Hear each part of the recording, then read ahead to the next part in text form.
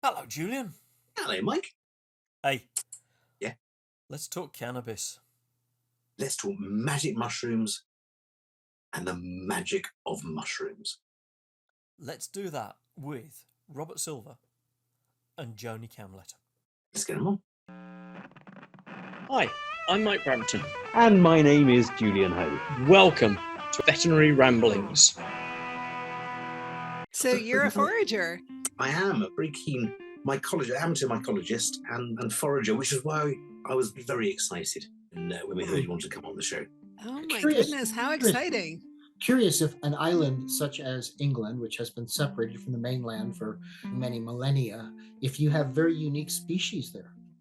We do. We have, well, we don't know how many species we have here. And in fact, as I'm preaching to the converted here, but of course, mushroom identification has really blossomed in the last few years. The main mushrooms that I think we'll probably talk about tonight, and sorry, any moment now, I'm looking at Mike, because any moment now he's going to send me a private message saying, shut the fuck up. And what kind of mushrooms? Well, you said you were going to talk about which mushroom tonight, and I was hanging on the edge of my chair. Okay, yeah, I thought I was on a bit of a cliffhanger. So until about 20 years ago, it was thought that there was only one species of Ganoderma, Ganoderma lucidum.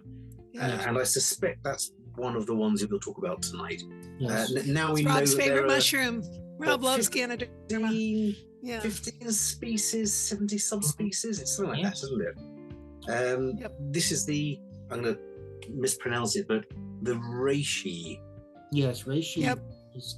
And they've recently redefined that taxonomy, that reishi is actually not exactly the same as the Ganoderma lucidum. They have a new name for it, which is Ganoderma lucidum's opinion for reishi, for what is Japanese reishi, for the Chinese pinyin for the same mushroom that the Japanese call reishi. Yeah. I know it's great, isn't it? Reishi is lingerie in Pinyin. Mandarin. Pinyin, anglicized Chinese is what it's written in English. And do you find reishi in your neck of the woods? I would imagine. Yeah. We do, yeah. And turkey tail, I would imagine as well. Absolutely. How about lion's mane? Because Sweet. Really nice. There's a lovely stand of lion's mane. I think did I take you to see it, Mike? Rackham? No. Did we go there? No, you didn't. I just send you photographs when I'm out walking, going, oh, Julian, look what I found. Can I? And then about an hour later, when I'm another 6 miles down the road, you go, yes, definitely. And I'm going, what? or no, don't touch it. Oh, okay, I'll go and take it and put it back then, shall I? Well, yeah, I was worried you were going to say a couple hours later after you've already eaten it. He says, "Oh no!" It's probably again. There's Don't rare, do that. lovely white spots. Yeah. But my interest. You guys are using mushrooms as a herbal medicine, aren't you? Mushrooms have many purposes depending on the mushroom itself, and we can't really call them herbs per se because they're not angiosperms. They're in a different kingdom entirely. But I think herbal medicine, even botanical medicine, doesn't fit. But we understand what you mean when you say it. Yeah. Right. Yeah. So, because mushrooms aren't plants and animals, they're in an entirely different kingdom. They have their own Completely different kingdom. And some interesting facts about that particular thing is that it's believed they've been able to trace it back that mushroom, the kingdom fungi and kingdom animal both arose from the same single-celled organism. So they share a lot of DNA, which is fascinating. Because that may explain why so many fungal pathogens are just so toxic, but also why the kingdom fungi can provide us with medicinal benefits. It's very interesting. Yeah, why they have more, they really have more in common with humans and animals than they do with plants, which I just find amazing. Yeah. It's incredible. Plus which no tree would survive without mushrooms. Very few orchids. I don't think any of those would. Life itself. I don't think I could survive without beer or wine.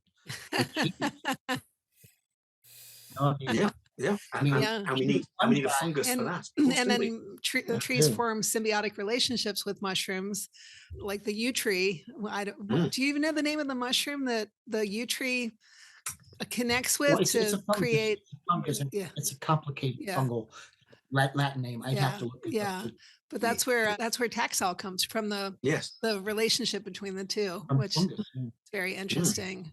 And another thing I find really cool is that, like, you were mentioning so many different mushrooms. There are so many out there. I mean, we haven't even discovered them yet. Like in the what is it in the millions, and we've probably only identified between like 2 and 8% of the mushrooms that are out there. And then when you think of that 2 to 8%, how many we're actually using medicinally, or even as culinary mushrooms, like the potential for the medicine that's out there and also the really yummy stuff.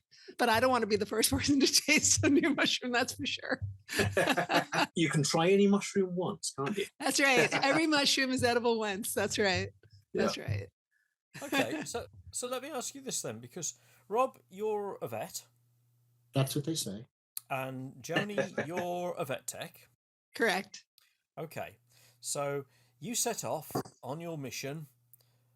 From when to become a vet and to become a vet tech? When did you start all of Well, that? Joni and I are both kind of old timers. We may not want to tell you the exact dates. I don't want to know your exact dates. Jonas is out of a teen, so I'll hear nothing else. Rob, you've got more Old hair as dirt. than me and him put together, so we're not going there. So I've always loved animals, of course. But when it came time to choose a career, because of my interest in science, my folks wanted me to be a medical doctor, and I just couldn't see working on people. They're so disgusting. So so I now gravitated towards a medical career as a vet, Right. and I did eventually pursue that after school. I graduated from vet school in '82, so I've been doing this a while. Now it's going to be 41 years, I guess, as of this January. It's a long time. So, and I've retired from practice the last 10 years to specifically work with mushrooms, cannabis, and postgraduate education, trying to educate veterinarians who really are going to be responsible for caregiving of our animals. And it's by educating them, it's like giving a guy a fishing rod instead of, because if I can teach the vets alternative therapies or get them fired up about them, I can touch so many more animals with my work. And Joni has her special story too. Yeah, and I should just say that, Rob, most of your career has been in integrative medicine. He was one of the very first integrative medicine vets, probably in the world. Yes. One of the first house call vets. Yeah, definitely. Well, I mean, but England had the house call vets for ages. Well, that's true. I mean, Well, you all had James Harriet, right? in the US, we reinvent stuff. In the US, we reinvent stuff from Europe and call it our own. But Yeah, really, that's true. we have to thank. That reminds me of a word I made up earlier on today. I'm very proud of it. I'm sorry. I made up a word today. A word, brand new word. I made it up. Plagiarism. Oh, I love that word. It's great, isn't it? You can use it if you want. I think I'm going to steal that word. I like that a lot, enough to take it. What does it mean, Julian? No idea. I haven't got one with the use for it. Not a clue. I just like the way it sounds. So just to answer your question, I came to it from a little bit of a different path than Rob. I was a bartender, and then I moved to a spiritual community. I'll raise a drink to that. Cheers. Yeah, cheers. Yeah, working in the bar and nightclubs. I had dropped out of college, and then I kind of had a spiritual awakening. I moved to an ashram, a spiritual community. And while I was there, I was diagnosed with ovarian cancer. And so this was back in 1996. And they took out like an 18-centimeter tumor out of me that turned out to be cancerous. And at first they didn't know if it was cancerous, so they had closed me back up. And when they wanted to go in and do chemo, radiation, the whole thing, something in me just said no. I turned it down, and I didn't know anything about integrative medicine. But I started, like, people that were living in the community I was in, they were like acupuncturists and Reiki masters, and they did Chinese medicine. I mean, I even drank my own urine there was urine therapy. I mean, all kinds of crazy stuff. And my dog had mammary cancer at the same time. So I started doing some of the similar treatments with her. And anyway, I'm still here 25 years plus later. And my dog, she was about 8 years old when she had the mammary cancer. She lived to be about 17. Wow. And it kind of woke me up to the options. Yeah. So Yeah. I went back to school. I went to school to become a veterinary technician when I was 40. I'm 64 now, or I'm sorry, 62. I'm aging myself. And yeah, and I also went straight into integrative medicine because I really felt like my experience with my dog when back then, like right now, and I'm sure in your neck of the woods too, that people are getting a lot more integrative medicine, acupuncture, et cetera. There was nothing like that back then. No. So we kind of had to kind of find our way. And now it's becoming, of course, very popular. It is becoming popular, and there's a sort of grey area, isn't there, between it becoming popular because it's a fad and becoming popular because it actually works, and a bit somewhere as well in there where there's an evidence base to back it up.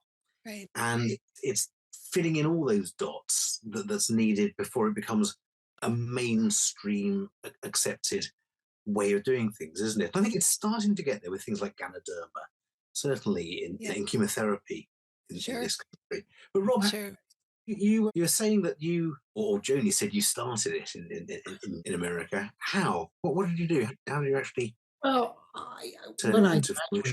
when I graduated vet school in '82, I thought I had all the tools I'd need to do battle with the nasty diseases of the world. And after a few years, I was able to do a lot, but there were some patients that just slipped through the cracks of Western medicine, to be blunt. And these were mainly the chronic disease patients, many of the cancers, the autoimmune disease, the Cushing's disease, the hormonal types of things that really, there's just not a cut to cure or a drug to cure. There's really more of lifestyle change and using supplements and trying to alter the chemistry of the body through diet and herbs and nutraceuticals and mushrooms or acupuncture, whatever it might be. So that was when I started my journey about 5 years out of school. And I found a book that talked about how to do homemade diets for pets. And I tried to get involved in some of the training programs, of which there were very few, but I was a poor, struggling new vet at the time, couldn't afford them. So I got a book, and the book had a diet in it. So I started doing, and the clients that I was seeing in the little area that I was in Colorado were asking me for homemade diet advice because they didn't like the commercial foods, which were really crap. They're not so great now, but they were really crappy back then. And I started just giving them diet recipes that I learned from this book. And they'd come back and they go, Fido's doing so much better, Doc. Thanks, you're a genius. I'm going, gee, I am. Well, okay. So I started there, and then I joined a local herb group that does herb walks and identification and talks about edible plants and survivalism and stuff. So I got involved in that and then started transferring that towards medicinal uses and found that there's some getting into connected with human herbalists and learned a lot there. And then it just kept mushrooming, so to speak. I finally was able to afford. So what you did then, Rob? I then was able to take the acupuncture training, and with that, I started to learn about Chinese herbs, which are very powerful and which use more mushrooms than Western herbs. And so that's kind of how it all sort of together. I mean, that's a 40-year career there. I mean, that's a long time. And so at first I was kind of reviled. What am I doing? With people would actually got some phone calls when I was practicing in a very conservative religious area about the crystals I had out, whatever it was they were thinking. But now it's like it's become so mainstream. I've gone from being a pariah to a prophet. And it's very interesting that here I am on a podcast with UK just talking about what I've done and what I know. It's cool.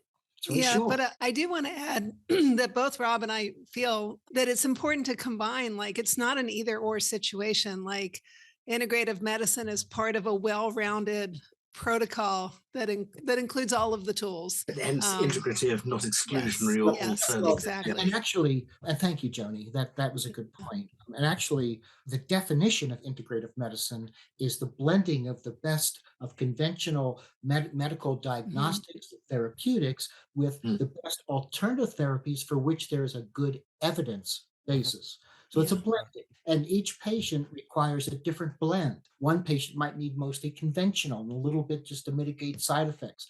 Another patient, you don't need the conventional shit, if I can say that. You can. Yep. Just go strictly with the alternative stuff. So in many regards, what integrative medicine offers the veterinarian is an off-ramp, because veterinarians are getting burned out. The suicide rates in veterinarians are the highest of any profession. And monetarily, vets don't do as well as human practitioners. And so I have found many veterinarians gravitate towards integrative medicine because it allows them to feel like they're actually being a doctor. They're actually practicing. They're actually caregiving instead of just achieving a diagnosis and using a cookie cutter set of treatments for this diagnosis. You just do this and this. And of course, those are provided by pharma that benefits from the sale of their stuff. So really it's a blending. So I mean, that's really what I think integrative medicine is. And it's great. It really has rejuvenated my own interest in medicine. But what I just wanted to add on a point that Rob made earlier about when he started out and thought he had all the tools. I got out of hands-on as a technician in a working in canine rehabilitation. I got out in 2011, got into the supplement industry, and my job was teaching veterinarians about nutrition and herbs and supplementation. And it was an uphill, I mean, of course, with integrative practices, you're preaching to the choir. But when I would go out looking for new veterinarians, the ones that were the most interested it was that non-resolving case, that the one where you try everything, or the one where, 20 years ago, an animal came in with a skin condition, you gave an antibiotic, you didn't see them again until their annual. Now you give the antibiotic, they might be in a couple weeks after the antibiotic runs out. You're doing that, you're doing more, you're doing the pulse antibiotic. And it's so frustrating to these vets. And so that client also gets frustrated, goes down the road to the integrative vet, the dog gets better. My favorite veterinarians are the ones that say, what did that person do? Tell me about it. How can I learn about it? And it's that non-resolving case is the instigator of that learning. As vets, we should be interested. Mike isn't a vet, but he is a scientist. And so as a scientist in all of us, we should be interested in what's going on. We should want a thirst for that knowledge. Exactly. How does it work? Yeah. And we may not know how, and sometimes we take things on faith with naturopathy. We do an awful lot, Julian. A lot of times, you ask a clinician how a conventional medicine works, and he or she will have not the faintest idea. So, and yet they'll say, I won't use any Coprinus species because I don't know how it works. Right. Okay, you tell me how that chemical you're using there works, and then I'll accept that you won't use a plant that has a group of chemicals because you don't know how they work. So they're closed mindsets, aren't they, these people? There's a defensiveness sometimes. And I think part of that comes from busyness. They're very busy. They can't take another thing on. I find vets, they really want to be in the center of the herd. And so they want to know other vets that are doing it and getting success. And they want the white paper, of course, also. But one thing I just want to brag about Rob here. One of the things I love about working with Dr. Silver, Rob here, is that he's very evidence-based. And I have to admit, I kind of wasn't when I was a little more woo-woo, like very working with a lot of anecdotal evidence, et cetera. And when I started working with Rob with raw mushrooms, it's really kind of learning a new way of looking at it, because Rob always asks, well, where's the evidence? Where's the papers? So I'm very lucky in that a friend of mine was president of the Herbal Society of Great Britain. So he's done a PhD in the effects of turmeric on anti-inflammatory pathways. And we interviewed him, didn't we? So Tony Booker. Oh, Tony, yeah. Professor Tony Booker. Oh, yeah. And he's an incredibly intellectual guy, absolutely fantastic. He and I do a lot of mushroom foraging, and we're constantly arguing about what the best way of cooking a particular type of mushroom is. But I'll always look to him for advice on treating. I love it. Yeah. So Rob, tell me, I mean, you've mentioned this integrative vet thing. Okay, so accepting that this magic book you read all those years ago. Oh, yes. Well, you mentioned a book that turned you in towards looking at this stuff. What was that book? That was the 1982 edition of Dr. Pitcairn's Natural Health for Dogs and Cats. Oh. And that was a really quintessential book at that time for a lot of veterinarians. And the recipes were good, but they were very carbohydrate heavy. We've changed a lot of our concepts regarding nutrient profiles. And these days we wouldn't really use such heavy carbohydrate profiles for our foods, just because we know that carbohydrates, that ingestion of excessive carbohydrates, especially processed carbohydrates, can lead to inflammation. Don't get into a carbohydrate discussion with Mike. Don't. Oh, too late. And there's different types of carbohydrates. The carbohydrates that are found in mushrooms, if I can switch our conversation, really are not digestible. But they signal our immune system. So there's all kinds of carbohydrates out there. Absolutely. I'm all for mushroom carbohydrate. Yes. Don't worry. Well, they're more hydrocarbons, aren't they? Triterpenes and things like that. Yeah. Well, those aren't those are not the polysaccharides. Those are the terpenes. Yeah. Right. So what does your average day look like then? Because presumably you're working as an integrative vet. Well, I'm not in practice, Mike. I retired from practice, I don't know, 10 or 12 years ago to work exclusively with postgraduate education. Okay. And I get my funding from working with companies providing technical training to veterinarians around topics that would sell their products. Although I don't actually do the product pitch, I give the information that pitches the product, so to speak, without talking about the product itself. So I'm involved in, as I mentioned in the beginning, I'm really involved in educating veterinarians, because I believe every vet I educate, I can touch hundreds of more animals and families than I could just one at a time in the trenches. Yeah. So plus I'm older, probably older than both of you guys. Maybe both of you combined, if you add your ages together, it might equal mine. What, you're 135? Yeah, it's not me. Very well preserved. It's the Very mushrooms. well. Well, Yes, it is. well, I'd have to credit The you. reishi. Yeah, I was going to say the wine, but but it could be the reishi, the mushroom of immortality. So, but anyway, that just caused me to lose my train of thought. So, but see, that I really am old. So you're talking about your day and your daily routine, and the advice that you give that will help veterinarians choose the best product. Is there much difference in the quality? I'm really not teaching products so much as teaching process. Sorry, teaching, which then enables them to go along and approach a company and say that's right for them. Yeah. And so is there, and I'm expecting the answer is a big yes here, but is there a lot of difference in quality between certain companies' products? Well, yes, if you're talking about cannabis, yes. If you're talking about mushrooms, yes. And in general, and with animal products in the US, Cannabis? there's no real government regulation of animal products. So it has to be done really by trade groups or by the companies themselves to follow those guidelines. And so it could be, and I hear this phrase all the time, the Wild West in terms of products, because there's no regulation. You don't know what you're getting. You have to query the company for their certificates of analysis and other types of information indicating product purity and product potency. So, I mean, that's a big piece, really, is the quality of products in the marketplace. And that's an area that I've really dived down into. In addition to creating products, I design products, putting them together, but also the manufacturing and the labeling and the language and making sure you're fitting with regulatory. And it's a very interesting field. It's not so much medicine, but it's really facilitating the delivery of good medicines where it's needed, if you can do it right. And Rob just actually completed a really interesting mushroom study, the comparison study, which kind of falls into this category. I tend to be digressing with you guys. Joni's keeping me on track. That's my job.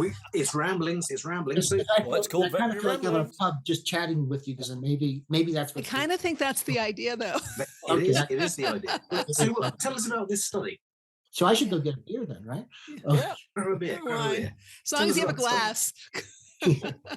I'm sorry. Okay, so in the study, so to speak specifically of mushrooms, which would probably be which would make our company happy, there are two different ways of growing mushrooms in our country. I'm not sure about how it is in Europe and what's going on there, so I can only speak to what I know of here domestically.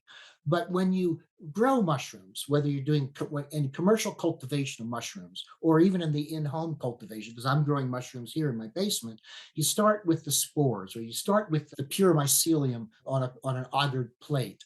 And then you use that to inoculate sterile grain. And the mycelium runs through the grain completely, doesn't digest it, the grain completely, but runs through it. And you've got a highly myceliated grain. Looks a lot like tempeh, if you've seen that stuff. They call that grain spawn. And then we take that mycelium that's living on this grain, and then we put it on whatever the natural substrate might be. Most mushrooms, dead or dying wood, some compost, litter, manure, depending where their natural substrate is, and then they grow. Now, that can take up to 6 months. So it gets to be hard for a company to be profitable because of the amount of labor and time it takes to grow those mushrooms. So some companies have created shortcuts. What they do is they go as far as the grain spawn, and that's where they stop. They take the grain spawn and they dry it and they powder it. They put it in a jar and they say, mushroom. Now, some are actually saying, they're calling this mycelium biomass grown on oats or rice or whatever that might be. That's transparent and that's good. At least they're telling the consumer what it is.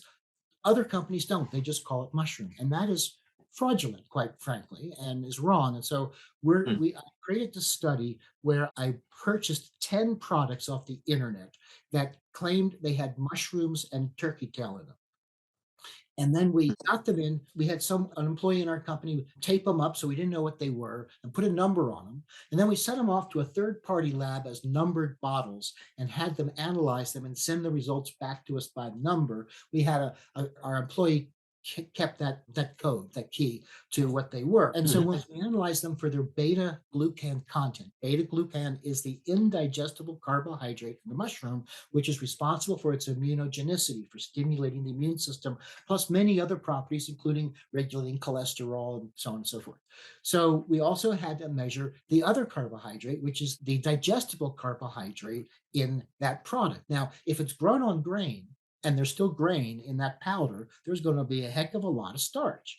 And because of the dilution effect of the grain, and because it's mycelium, which has been diluted out, you're not going to get as high a beta glucan content. And that's what our study showed, was that there were 6 products that we got, which had very high starch and way low beta glucans. Normally 25 to 50% of a mushroom should be beta glucan. These were coming in at 2 to 5%. Normally, very, very One was 1.6%. Yeah. And normally mushrooms will have maybe 2% digestible carbohydrates, Mike, and just addressing the carbohydrate guy. And these were coming in as high as 66% starch. So it's very clear. And so we're trying to educate. Now, of course, we call our company Real Mushrooms because we go the whole route. We grow them to the full mushroom and harvest them. And then we process them to extract the beta glucans with hot water. And with our reishi, we use alcohol to get the terpenes out as well, because we get 4% triterpenes, which is huge for reishi. And so, but there are other companies that don't. And so we really want to get this out there. And we're going to have it published in a veterinary media company's magazine that has like a distribution of like 60,000 veterinarians, just because if I were to go peer reviewed and published in a journal, which I think it could be done, it might be a couple of years. And we think this is information that needs to. When it comes out, send us the link and we'll put it on the website. Oh, we will. Absolutely. Okay. Yes. Yeah, Okay. no Thanks. problem at all. Make a note. Yeah. Yes. Yes. When the article comes out, because I could send you the study itself, but it's so much more impressive when you see it in the context of a publication. I get Absolutely. It sounds very impressive. Again, Tony Booker, my friend who we had on, did a lot of research into sources of turmeric and active ingredients. In the drying process, a lot of the active ingredients were bleached out. Yeah, were washed out. Yeah. And a huge amount more were mixed in with fillers. Yep. So they used dried pumpkin to colour. Orange color. Yeah. Yeah. The adulteration in the herbal industry right now is huge. And it's massive. You really have to be careful about your sources. There's one, and I actually did quite a bit of digging down to turmeric. I feel like I'm a bit of an expert in that area as well.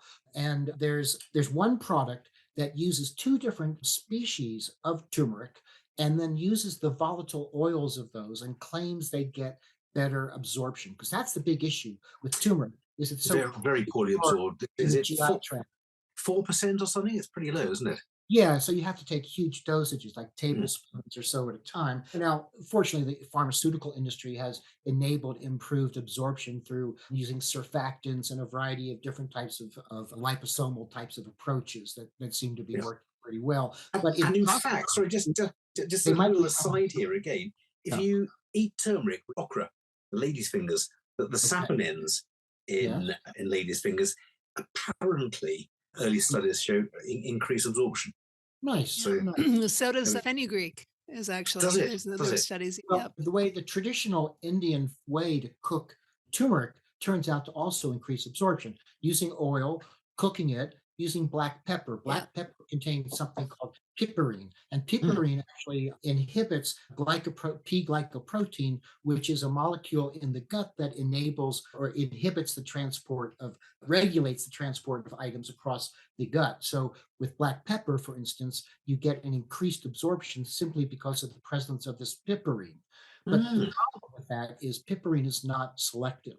So anything can get more absorbed. Yeah. And so if you have toxins in there or whatever, so it may not be that it was, so that's why that's how the Indians were able to find out it actually had medicinal value. And apparently in India, because of the amount of turmeric they eat, there's a very low rate of Alzheimer's. Apparently it does have a protective Yep. benefit for that inflammatory condition we see up there with all those tangles of that Mm. entangled life we see up there of those proteins. So I Sure. forgot. I shall make a note to get some turmeric tea tomorrow. There you I, go. Oh, yeah. I told you that yesterday, Mike. Did you? And the day before, and the day before And the that. day before, and the day before. I shall make a note to get some turmeric. There's a mushroom for There's- that. Lion's mane might Yeah. help you remember Yes. to take your turmeric. Right? Absolutely. It could well do. It could well do. Yeah, right now Yes. lion's mane And is it the most tastes nice too. popular mushroom in the U.S. Mm. in part because of the memory, the benefits for memory, as well as its reduction in stress and its about benefits for dementia.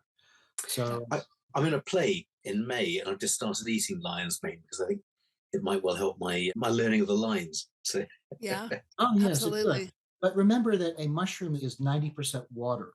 So you're Right. going to have to eat a fairly substantial amount of the mushroom itself. You may look for a extracted powder, which could be more, as long as it doesn't have the grain. sorry, when I said eating it, my friend has sourced me the powder. Oh, Is it available in the UK? Because I know, like in Australia, lion's mane has not been legalized as a supplement. It is, yeah. It's all imported, but quite legally. So, Okay. um, Okay. what isn't as legal in this country is cannabis, and Mm. of course that's gaining popularity in the pet world. Yes. Not only as the cannabinoid extracts and oil, but also as the whole leaf. Yeah. Now, quite, I've only what are you heard doing that. with the whole leaf? Like, Yeah. I mean, you're literally talking to the man who wrote the book on cannabis for animals, like literally. yeah, You just- yeah, you did. Now, this was endocannabinoid system of animals, wasn't it? That was a peer-reviewed paper, but before that, I wrote a book called Medical Marijuana and Your Pet. And I just Yes. finished my second book, which includes cannabis plus mushrooms. And right now I'm looking for a publisher. So that should hopefully that'll come out, but it's a process. It's a process, you know. Excellent. Well, again, let us know when that comes out. That'll Okay, be on yeah, the I website as well. Yes. So, Mike and I were having a brief chat before you came on about about cannabis, Oh, yeah. and we remember it vaguely coming out in the human world as an additional form of treatment for multiple sclerosis about Yes. 15 years ago in the UK, Mhm. and things went a little bit quiet, and then more recently, over the last 2 or 3 years, cannabinoid oils have been Yes. Mhm. pushed as pretty much a cure-all for everything. So joint function, memory function, Sleep. anti-depression, all sorts of things. Yes. What can we give our pets or ourselves and benefit Well, from it? And why? Of course, we have to attend to whatever the legal things are in your local area, and I can't speak to that for you guys. Britain has the benefit of having probably the top pharmaceutical company in the world that has done more research into cannabis, THC, than any other pharmaceutical in the world. I think they've been bought already. It's called GW Pharmaceuticals. And they did the research that created that first product you were describing for multiple sclerosis, which was a sublingual one-to-one THC to CBD called Sativex. And Sativex was approved for the neuropathic pain associated with multiple sclerosis, but has been used quite a bit off label because that combination also is really good for cancer pain, intractable pain, and even to treat cancer itself, because we know that there are receptors on cancer cells for cannabinoids, and that cannabinoids actually can induce apoptosis in cancer cells, which means programmed cell death. So, but for our pets, dogs in particular have a huge distribution of receptors for THC in their cerebellum, which is the part of the brain that's responsible for coordination and movement. And so dogs are super, super sensitive to THC. I really recommend against the use of THC in any of our domestic animals because an animal has the survival instinct at its core. It needs to be able to see. It needs to be able to feel like it's in balance. It needs to be able to hear. And when they're under the influence of something like THC, those perceptions are altered and their sense of survival gets heightened, and so I don't think it's a good thing. So you have to watch the amount of THC in a product. So we don't really talk so much about cannabis for pets or marijuana for pets so much as we talk about CBD or non-THC cannabis products for pets, because that's safer for them. But what we do know is that when you take the THC out of the equation, which makes it much safer, it doesn't affect the potency of the entire collection of cannabinoids, because there is this understanding that when you have multiple cannabinoids, as the plant contains in it, there's maybe 100 different cannabinoids, maybe 200 different terpenes, maybe 40 different flavonoids, not all at the same time in the same plant, but a great variation, that when you have those together in the same plant, they work synergistically. We call that the entourage effect. And that means that the sum is greater than the parts. And that also means that you can use lower doses to get better effects. That also means that instead of using like a purified CBD, where you need a higher dose, which is associated with more side effects, you get fewer side effects too. So we want to look for CBD. And Mike, when you were mentioning about that, you were saying, or I think you were saying that it almost seems unbelievable that it could address so many different issues. I mean, how can one thing do that?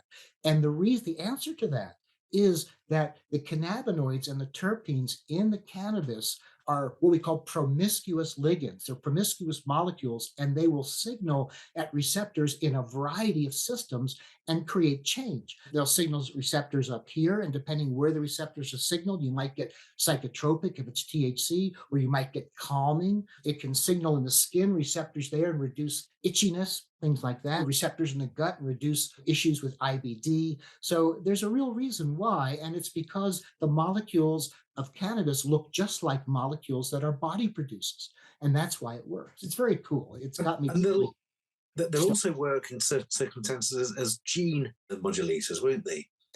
So there'll be a I'm gene not regulator. sure I'm aware of any effect on changing the DNA, but it can have an effect on the epigenetics, which is That's what I was meaning. They're clearly not going to change the nucleic acid makeup, but they'll change the expression of genes. Yes, sir. And some of and that's because some of these same molecules found in cannabis will actually bind with receptors on the nuclear membrane.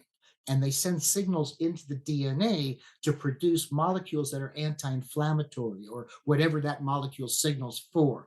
So yes, that's how it affects the genetic material. I like the sound of this, because this obviously, for you, Joni, all you got to do is mix a little bit of Lebanese with a little bit of Moroccan and a little bit of Colombian, and then you can have your sourdough And I'm good bread. to go. Yeah.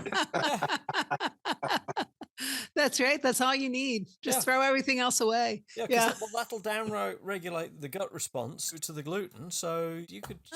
there you go. I'll be eating pizza before you know it, along with my That's sourdough pizza rye bread. Fantastic. Yeah, I love it. Fantastic. Yeah. You've healed me. Thank you. This one podcast, it all becomes clear. What do you want on your pizza? Just a little bit of cannabis, please. That'll be me.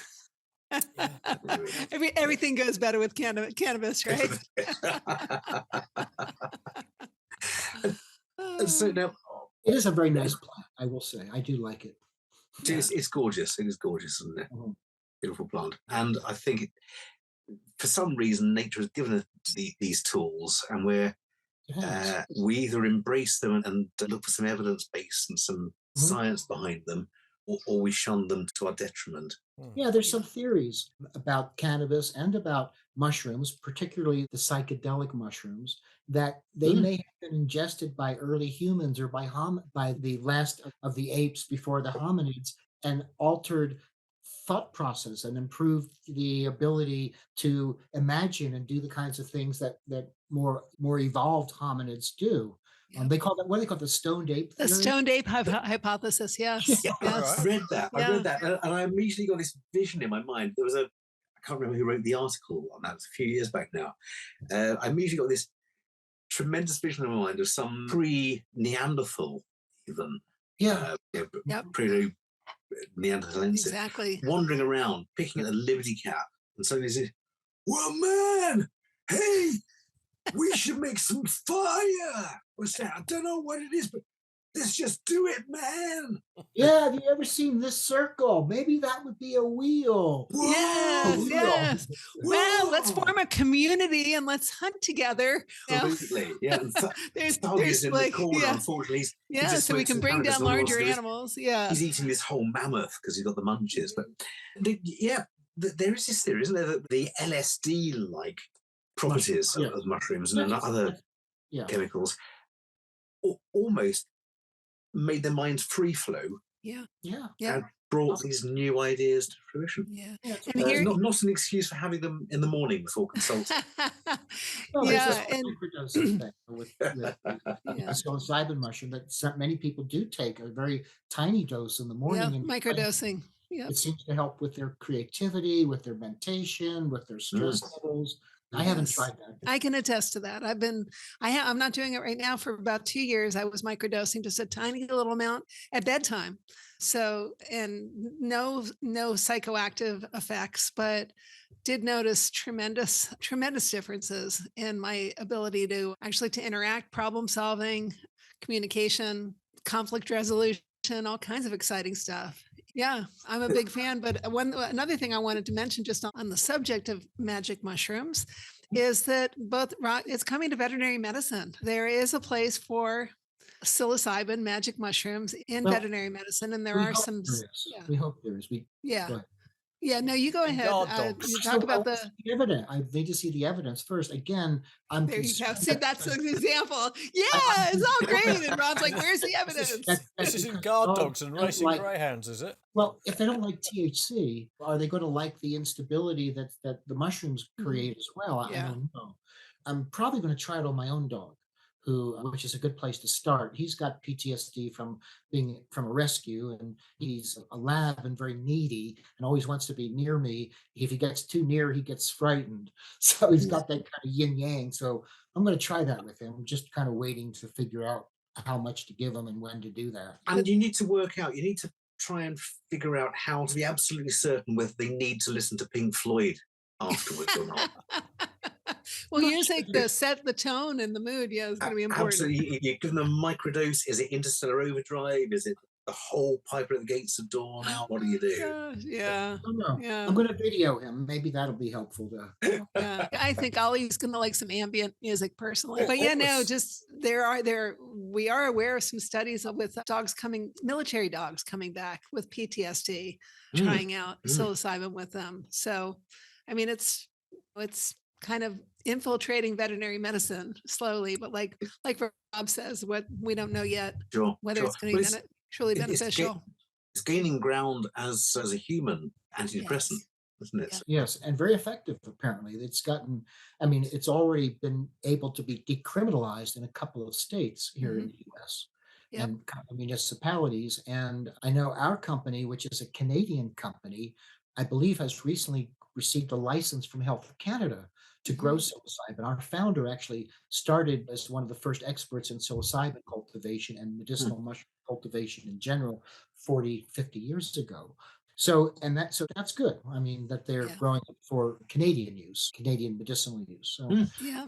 And even Australia has now legalized Yeah. psilocybin which And they DMT. seem to be a little more. I always thought of Australia as being a bit more restrictive in Hmm. a lot of areas, but they just passed a law, I think last week or the week before, that it can be used in therapeutic situations, etc. They used to I be think so the rise in British mental too. health problems on the globally is Yeah. just has been big, and I think we all can see reasons why that would be. They all Yep. used to be so British. Most of the world used to be British, didn't Oh it? yeah, they did actually. Well, This is keep true. calm and carry on. Yes, keep calm and carry on. But all this talk of magic mushrooms and marijuana, I hope nobody's listening to this. I know. Well, if they are, they better not. Are you turn going to it. have to censor this whole podcast? Probably you'll have more listeners than ever for this podcast because of the interest in this. Well, tell me, Rob, have you ever listened to this podcast? I have not. I'm not much of a podcast listening kind of person, so I don't listen to any podcasts. So, I listened to one a few times, but that's so all. you've not come across the pièce de la résistance of veterinary ramblings, then?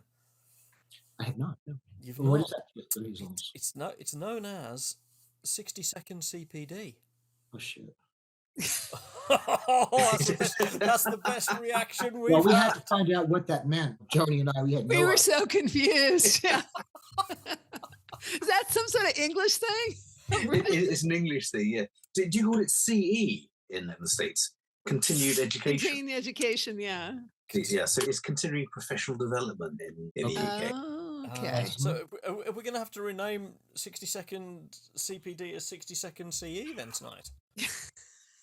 Is that what you're saying to me, Julian? I think we are. Okay. So you're Yes. going to take the challenge on, are you, Rob?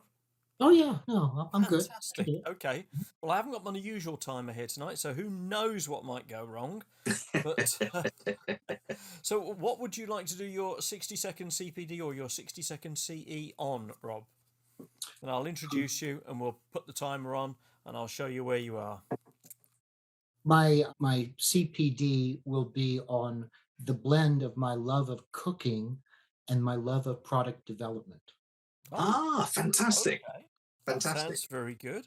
Okay, so Robert Silver, Dr. Robert Yes. Silver, 60-second CPD on Okay. your love of cooking and the blend with product development. Starting, let's see how this goes. Starting now. Okay. Well, I'm a veterinarian, and please, that the tension is too big for me to see that. I'm a veterinarian, and my training has been primarily medicinal. But over the past 25 years, I've had the pleasure of having to create and design new formulas that would be very effective for very difficult to treat pet conditions. And when I first was presented with that task, I wasn't really quite sure where to begin.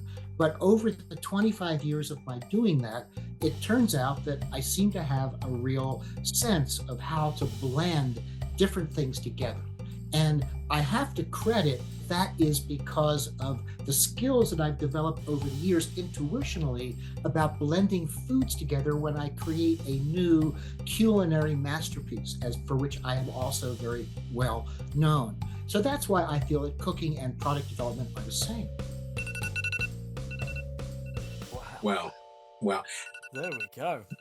That's an excellent 60-second CPD, and I think it's the first one that's made me hungry.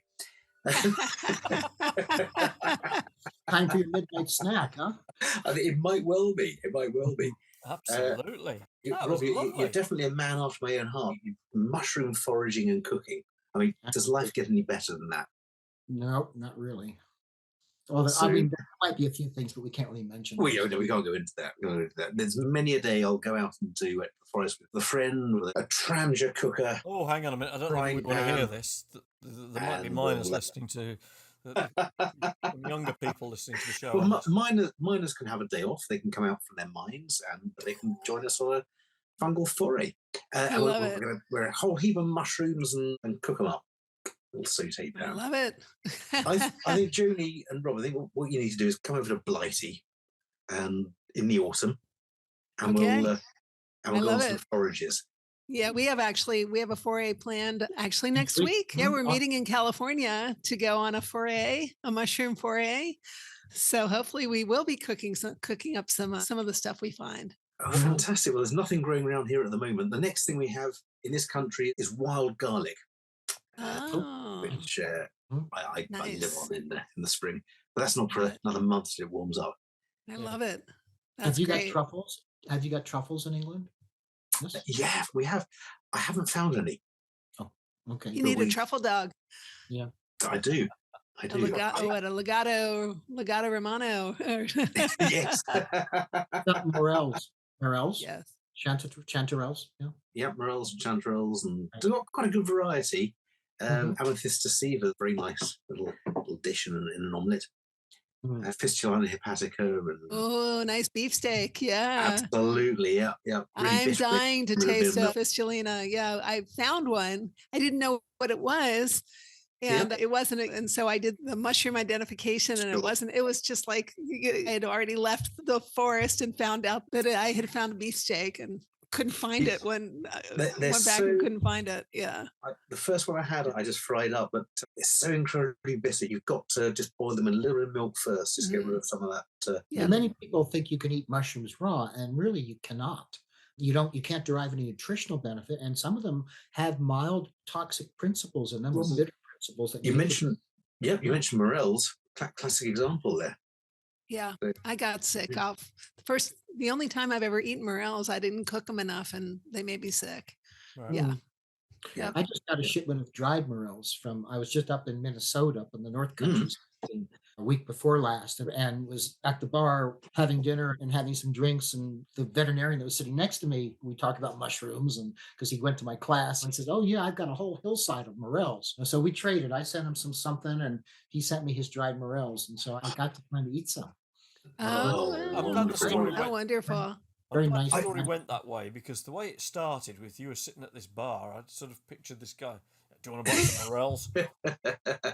Well, maybe you don't know, but Minnesota it's a lovely state, but it's a tad bit on the conservative side, and understandably in the North Country, I think that kind of cold. It was 16 below when I was up there. Oh God! Wow. Yikes. Fahrenheit, which is even colder than centigrade. Yeah. But what I was surprised was a lot of them forage. A lot of them even grow their own. Like he said, I grow shiitake on a log, in my back. But then he says, I never thought about using them for pets. Yeah. So that's Interesting. where the educational process can help people actually connect people with their roots in ways that they can actually adapt them to use in their practices. Yep. Absolutely. What's just happened there is you've just beautifully rounded off, because we came in talking about mushrooms and veterinary medicine, and you've just sort of closed that circle off by making a lot of vets aware of a lot of the things that we take for granted, and how they can be used to the benefit of the animals in their care. I guess the one caveat I'd add in there is, I'm sure Joni and Robert, I'm sure you'd agree with this. If you're listening out there, don't just grab a mushroom that you love to eat and give it to your pet. You need to get some veterinarian advice, because my favourite mushroom is shaggy ink cap. Now, I don't know whether it's called shaggy ink cap so Caprinus comatus, delicious. There are reports that it causes vomiting and diarrhea in dogs. Interesting. So Maybe that's raw, which is, Yeah. of course, how a dog Yeah. would eat it. And many of the Caprinus species are not edible. So no, well, happily drinking my gin and tonic here. If I'd eaten some Caprinus atramentarius before doing that, then I'd be vomiting like wouldn't I? It's used in aversion therapy, I believe, isn't it? interesting. Yeah. Because we've always understood that the rule of thumb is if a mushroom is safe for a human, it's safe for a dog or cat. So that's interesting. But Rob, you think it's because of they're eating it raw? Possibly, we should check into it. I don't know. I'd have to look into some of the Yeah. literature. But It's really, quite likely, isn't it? Quite it's likely. just to reinforce the fact that mushrooms need to be eaten cooked. And this is one reason why it's good to have a reputable company providing you with products for which identification and safety is secure. And with our products, we also standardize them to their potency, to their beta-glucan content. So it makes it so much easier if in a veterinary context, or even a pet parent, to use it, because they know exactly how much they can be giving based on the animal's weight and its need for being helped by a mushroom. So Yes. How can our listeners find out more your work and your products?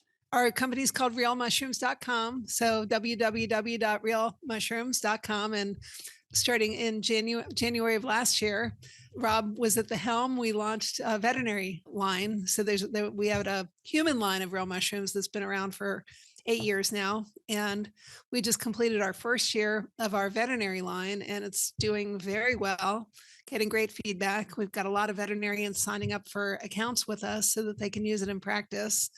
And and we've got a lot of education on the website, blogs. If you are a veterinarian or a healthcare practitioner, you can get a practitioner account, which not only gives you a discount, but it allows you into the practitioner education portal, where we have a lot of educational materials that we really only share with professionals, and that's all available. Oh, hang on, we're talking about education. Yes, Julian, we've had our 60-second CE or CPD. Have you got a certificate for us? I have now. I don't know if you do this in the States, but when we've had some CE or some CPD, then we get a little certificate to take home and put in our bags. And so here we go. Here's a certificate. It says Certificate of Mycological Ramblings and Things We've Been Championing on the Bit to Say. It also says Mike is a fungi to be with. And so what have we got here? We'll start off here. This is some wonderful Ganoderma. This is a tree just at the end of my road. Mm-hmm. It's a Ganoderma species. Yeah, there we go. This is Amethysta sativa, the carious Amethysta, which is beautiful. There's that beefsteak mushroom. That's gorgeous. Yeah. There's a little cannabis plant there. Oh yeah. Oh, yeah, I've got it. Yeah, there we go. Awesome. Now this is some homegrown turmeric. Oh, okay. Beautiful flowers. And the wonderful fly agaric. Amanita muscaria right there. Yeah. Absolutely. Yeah. Which is not only a source of various, but also a home for pixies. My favorite mushroom here, these porcini or penny bun. Absolutely. But porcini. And I've no idea what this is, but presumably it could be. We'll gloss over that. It looks like it could be a liberty cap. It's just about to open. It is. It's a type of liberty cap, yeah. And this we haven't mentioned. This is one of my favourite fungi, Phallus impudicus. What a great name, isn't it? The stinkhorn. The stinkhorn. They come up in my yard out here. Yeah. And crazy looking mushrooms. The gelatinous egg that they erupt from is naturally classed as an aphrodisiac, because why wouldn't it be if it produces that sort of fungus? Exactly. But these are all mushrooms and fungi that I've picked throughout the years. I love that. And I absolutely adore mushrooms. And you have both indulged me to a very great extent tonight. Our pleasure. Oh, one thing I meant to ask was, quite often clients will come in saying, I've heard of X, Y, or Z being useful. Where can I get it from you? Where can I get it from? I'm very open to clients asking me for nutraceutical advice, for herbal advice, and pointing them, because I have no real knowledge myself, I point them to the people who do. But some advice for clients who perhaps have vets with rather more closed mindsets, or who are uncertain or scared of giving their clients wrong advice. What advice would you give firstly to the clients, and what advice would you give to vets? Versus US resources. But in terms of specific products, that becomes more difficult. There are training programs, though, in supplements and different herbs and things. There's one online course out of Australia. It's called the College of Integrative Veterinary Therapeutics, just like it sounds. If you're familiar with that, CIVT.org, which is a good source.